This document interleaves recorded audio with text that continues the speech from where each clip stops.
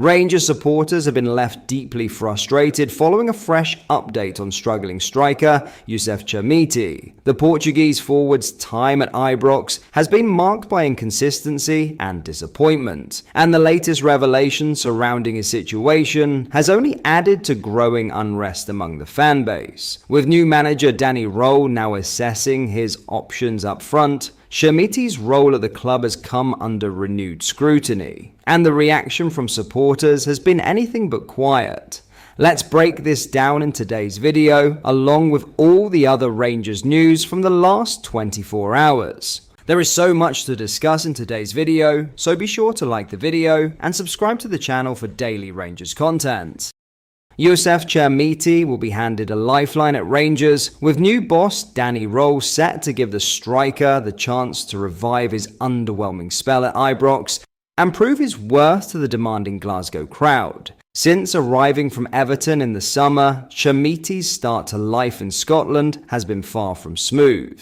The Portuguese forward, once hailed as a long-term investment for the club's attack, has struggled to adapt to the physicality and intensity of the Scottish Premiership.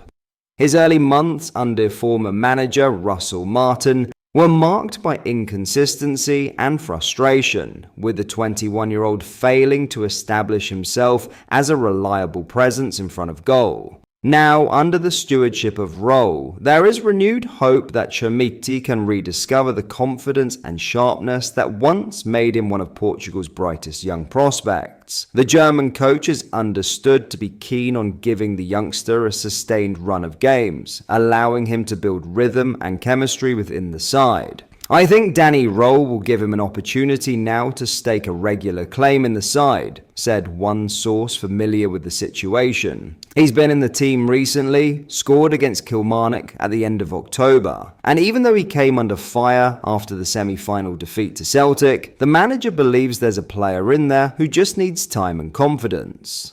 That semi-final performance, however, did little to calm supporters' growing doubts. Chemiti's missed chances in the League Cup loss to Celtic drew widespread criticism, with many fans questioning whether he was capable of handling the pressure that comes with being one of Rangers' most expensive signings. Obviously, there's a few Rangers fans who are up in arms with his performances, the source added. The price tag around his head brings extra scrutiny. He's got just one goal so far, and that brings its own pressure. Chemiti's transfer from Everton was seen as a calculated gamble by Rangers, a move for a young striker who had shown glimpses of promise at Sporting CP before struggling to adapt to the Premier League.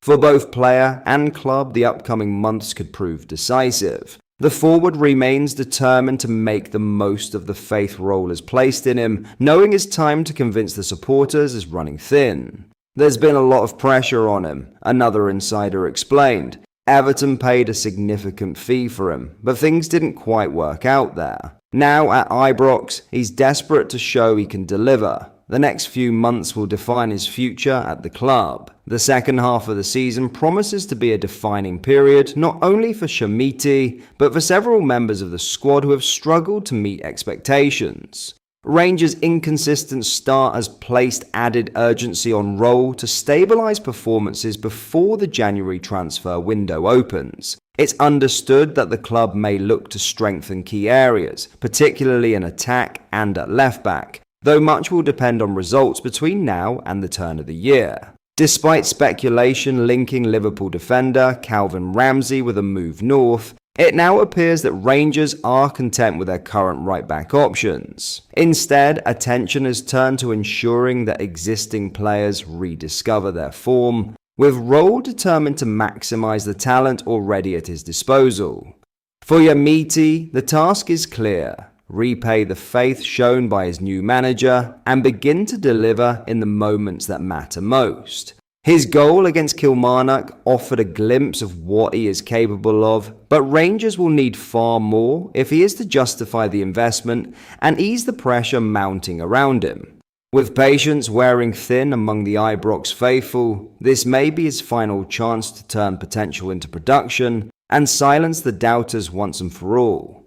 In other news, Rangers' new ownership group is exploring ambitious plans to expand Ibrox Stadium as part of a wider push to strengthen the club's long-term financial position.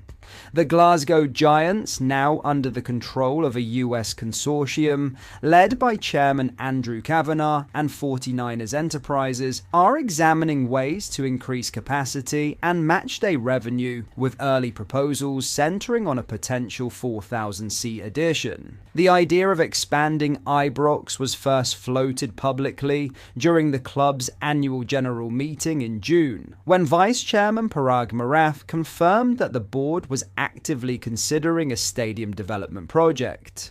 Marath, who also holds a senior role with the San Francisco 49ers ownership group, explained that boosting the matchday experience and revenue base was a strategic priority for the new regime.